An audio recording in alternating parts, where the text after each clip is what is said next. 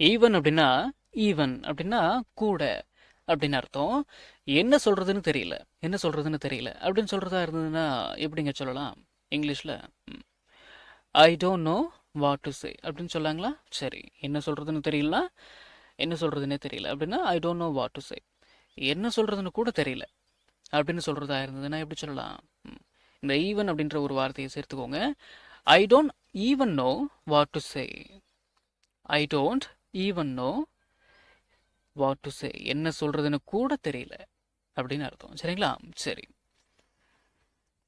எங்கன்னு எனக்கு தெரியாது அப்படின்னு சொல்றதா இருந்ததுன்னா ஐ டோன்ட் நோ வேர் அப்படின்னு சொல்லாங்களா? சரி, எங்கன்னு கூட எனக்கு தெரியாது அப்படின்னு சொல்றதா இருந்ததுன்னா I don't even know where. அவ்வளோதான். I don't even know where. எங்கன்னு கூட எனக்கு தெரியாது. சரிங்களா? சரி. உன்னை எனக்கு தெரியாது அப்படின்னு இங்கிலீஷில் சொல்கிறதா இருந்ததுன்னா எப்படி சொல்லலாம்?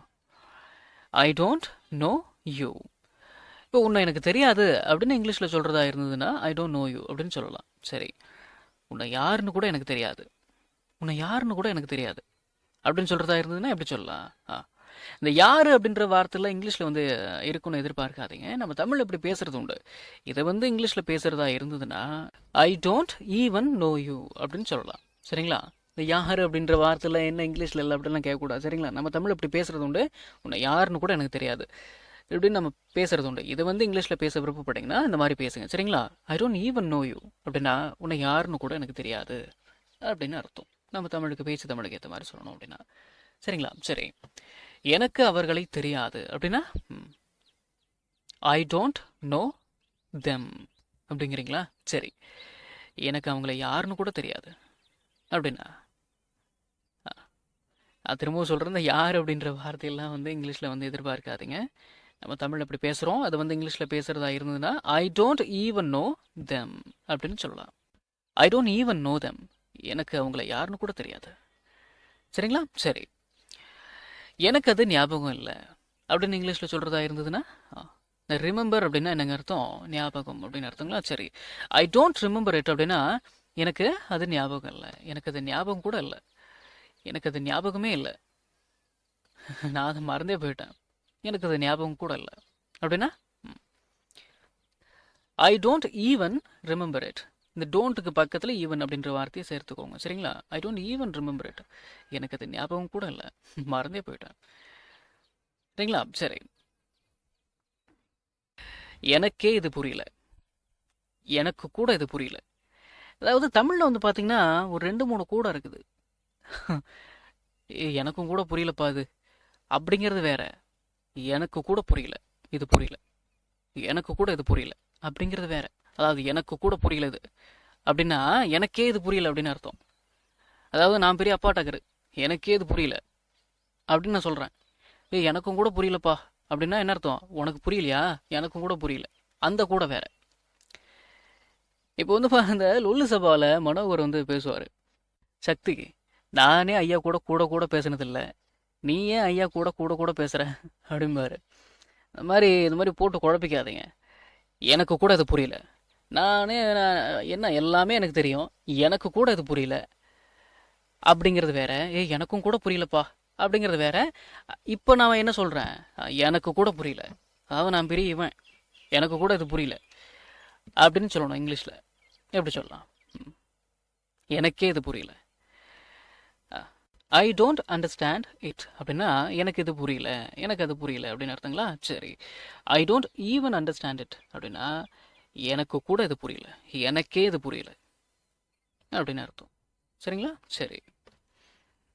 எனக்கே புரியல அப்படின்னு வெறுமனே சொல்கிறதா இருந்தால் இந்த இதுன்ற வார்த்தையெல்லாம் சேர்த்துக்க வேண்டாம். எனக்கே புரியல, எனக்கு கூட புரியல எப்படி சொல்லலாம்? Even I don't understand, even I don't understand, even I don't understand. எனக்கே புரியல, எனக்கு கூட புரியல அப்படின்னு அர்த்தம். இல்லைன்னா நீங்கள் வந்து ஈவன் ஐ டோன்ட் அண்டர்ஸ்டாண்ட் இப்படின்னு பேசிக்கோங்க, இல்லை ஐ டோன்ட் ஈவன் அண்டர்ஸ்டாண்ட் இப்படின்னு கூட பேசிக்கோங்க. சரிங்களா? அது வந்து ரொம்ப குழப்பிக்க வேண்டாம். சரி, இப்போ உங்களில் ஒரு சில பேருக்கு இந்த ஒரு சந்தேகம் வந்திருக்கும், அது என்னப்பா தமிழில் கூட அப்படின்ற ஒரு வார்த்தையே வரல, நம்ம தமிழில் வந்து எனக்கு கூட புரியல அப்படின்லாம் அதிகமாக பேச மாட்டோம். எனக்கு கூட புரியல அப்படின்லாம் பேச மாட்டோம். எனக்கே புரியல அப்படின்னு பேசுவோமா இல்லைங்களா? அது வந்து பேசுகிறதா இருந்ததுன்னா இந்த மாதிரி பேசுங்க. இப்போது உங்களை ஒரு சில பேருக்கு இன்னொரு சந்தேகம் வந்துடும். அது என்ன அப்படின்னா, இந்த எனக்கே அப்படின்னா மை செல்ஃப் இந்த வார்த்தையை பயன்படுத்தி நான் பேசலாமா அப்படின்னு கேட்குறீங்களா? வேண்டாமே, அதெல்லாம் ஒன்றும் வேண்டாம். நீங்கள் இப்படின்னே பேசுங்க சரிங்களா? ஈவன் அப்படின்ற வார்த்தையை பயன்படுத்தி பேசுங்க. மை செல்ஃப் அப்படின்ற வார்த்தையில் வேண்டாம். ஈவன் ஐ டோன்ட் அண்டர்ஸ்டாண்ட் அப்படின்னாலே என்ன அர்த்தம்? எனக்கே புரியல, எனக்கு கூட புரியல அப்படின்னு அர்த்தம். சரிங்களா? சரி. I work even on Sunday. இது வந்து ஒர்க் அப்படின்லாம் உச்சரிக்க வேண்டாம். நம்ம ஆளுங்களாம் ஒர்க் அப்படின்னு தான் உச்சரித்து பேசுவாங்க. அதனால நல்லா தானே இருக்கு அப்படின்னே உச்சரித்து பேசுங்க சரிங்களா? I work even on Sunday அப்படின்னா ஞாயிற்றுக்கிழமை கூட நான் வந்து ஞாயிற்றுக்கிழமை அன்று கூட நான் வேலை பார்க்கிறேன். ஞாயிற்றுக்கிழமை அன்னைக்கு கூட நான் வேலை பார்க்குறதா இருக்கு. I work even on Sunday. சரிங்களா? சரி. இவனுக்கு கூட அது தெரியும். இதெல்லாம் கொஞ்சம் இலக்காரமாக பேசுறது. இந்த மாதிரி பேச வேண்டாம். இதெல்லாம் பேசணும்னு நினச்சா பேசுங்க. என்ன இப்போ நண்பர்கள் வட்டாரத்தில் பேசினா பேசிக்கலாம். ஒன்றும் பெரிய தப்பு ஒன்றும் கிடையாது. இவனுக்கு கூட அது தெரியும் அப்படின்னா even he knows that. He knows தட்னா இவனுக்கு இல்லைன்னா அவனுக்கு அது தெரியும். ஈவன் ஹீ நோஸ் தட்னா இவனுக்கு கூட அது தெரியும், அவனுக்கு கூட அது தெரியும். புரியுதுங்களா? சரி. அவளுக்கு என் பேர் கூட தெரியாது அப்படின்னா இப்போ she doesn't know my name அப்படின்னா என்ன அர்த்தம்? She doesn't know my name அப்படின்னா அவளுக்கு என்னோட பேர் தெரியாது. She doesn't even know my name அப்படின்னா she doesn't even know my name. அவளுக்கு என் பேர் கூட தெரியாது. சரி. ஒரு குழந்தையால கூட இதை செய்ய முடியும் அப்படின்னா ஒரு குழந்தையால் கூட இதை செய்ய முடியும். Even a child can do it. Even a child can do it. ஒரு குழந்தைகளை கூட இதை பண்ண முடியும் அப்படின்னு அர்த்தம். சரி, ஒரு குழந்தைக்கு கூட இது தெரியும். ஒரு ஒரு சின்ன குழந்தைக்கு கூட இது தெரியும். பேசுவோமா இல்லைங்களா? எப்படி சொல்லலாம்? ஈவன் எ சைல்டுன்னு சொல்லுங்களேன். அப்புறம் even a child knows this. Knows தான், நோன்னு சொல்லக்கூடாது. Even a child know this அப்படின்னு சொல்லாம நோஸ் திஸ், நோஸ். சரிங்களா? Even a child knows this. ஒரு குழந்தைக்கு கூட, ஒரு சின்ன குழந்தைக்கு கூட இது தெரியும் அப்படின்னு அர்த்தம். சரி சரி. இப்போ கவனிங்க. பிஇஜிஐஎன், பிகின் அப்படின்னா தொடங்கு, ஆரம்பி அப்படின்னு அர்த்தம். இந்த பிகின் இதோட பாஸ்ட் ஃபார்ம் பிகன். அதாவது V2ன்னு சொல்லுவோமா இல்லைங்களா? அதுதான் பிகன். சரி. இதோட V3 பிகன், பாஸ்ட் பார்ட்டிசிபிள். இந்த பாஸ்ட் பார்ட்டிசிபிள் தான் நம்ம வந்து V3ன்னு சொல்லுவோம் இல்லைங்களா? சரி சரி. இப்போ கவனிங்க. ஐ ஹாவன்ட், ஐம் சாரி, நான் இன்னும் ஆரம்பிக்கவே இல்லை அப்படின்னு சொல்கிறதா அப்படின்னு சொல்கிறதா இருந்ததுன்னா எப்படி சொல்லலாம்? நான் இன்னும் ஆரம்பிக்கவே இல்லைடா எப்படி சொல்லலாம்? ஐ ஹாவன்ட் ஈவன் பிகன் அப்படின்னு சொல்லணும். இந்த ஹாவ் நாட் இதோட ஷார்ட் ஃபார்ம் தான் ஹாவன்ட். எப்படி உச்சரிக்கணும்? ஹாவன்ட். சரிங்களா? சரி. இப்போ கவனிங்க. ஒரு வாக்கியத்தில் ஹாவ் ஹாவன்ட், ஒரு வாக்கியத்தில் ஹாவ் ஹாவன்ட் இந்த வார்த்தைகள் வந்துருச்சுன்னா அந்த வாக்கியத்தில் என்ன வேர்ப் இருக்கணும்? நான் திரும்ப சொல்கிறேன்னா, ஒரு வாக்கியத்தில் ஹாவ் ஹாவன்ட் இந்த வார்த்தைகள் வந்துருச்சுன்னா அந்த வாக்கியத்தில் என்ன வெர்பு இருக்கணும் அப்படின்னா இந்த V3ன்னு சொல்லப்படக்கூடிய இந்த பாஸ்ட் பார்ட்டிசிபிள் இந்த வெர்பு தான் இருக்கணும். சரிங்களா? பிகன் இதைத்தானே நம்ம பயன்படுத்திருக்கிறோம்.